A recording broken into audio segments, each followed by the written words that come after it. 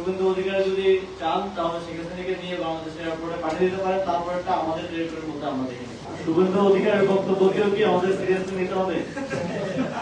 আর আসলে শেখ হাসিনা তো আমরা যতদূর জানি যে ভারতের মধ্যে এখন এক ধরনের অবরুদ্ধ অবস্থায় আছেন আর কি।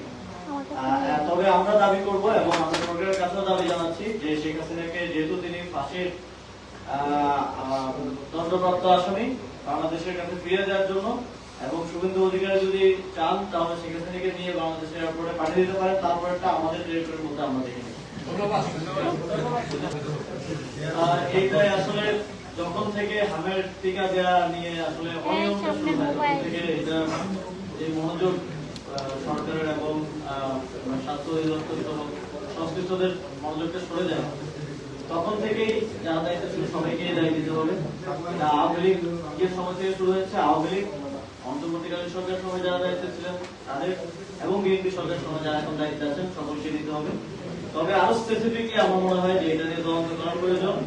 এবং অনেক ক্ষেত্রে হয় কি, এই যে একটা টিকা নিয়মিত 10-15টার মতো টিকা নিয়মিত দিতে হয়, অনেক ক্ষেত্রে যেটা হয় যে এগুলো দায়িত্ব থাকে স্বাস্থ্য অধিদপ্তর, এবং তার অধিদপ্তরের মধ্যেও অনেকজন উপস্থিত ছিলেন সরকারি সূত্রে যারা শাখায় তার দায়িত্ব কে স্পেসিফিকলি দায়িত্ব অবহেলা করেছে যাতে করে ভবিষ্যতে এ ধরনের আর কোনো অবহেলা না হয়।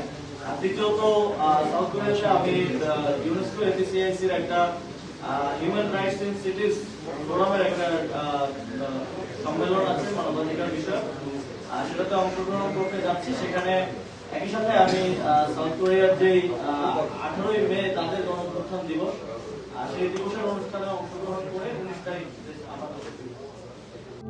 প্রবাসীদের জন্য নির্মাণ হচ্ছে দেশের প্রথম স্মার্ট সিটি, যেখানে থাকছে স্কুল, মসজিদ, হাসপাতাল, সুইমিং পুল, হেলিপ্যাড, পাঠাগার, জিম, সুপারমার্কেট, শিশু পার্ক সহ সকল নাগরিক সুবিধা। মাত্র 30 লাখ টাকা বিনিয়োগে মিলছে আকর্ষণীয় ফ্ল্যাট। প্লাটিনাম ইনভেস্টরদের জন্য ঢাকা বিমানবন্দরে ভিআইপি প্রোটোকল সুবিধা। বিস্তারিত জানতে যোগাযোগ করুন স্ক্রিনে দেয়া হোয়াটসঅ্যাপ অথবা ইমো নাম্বারে।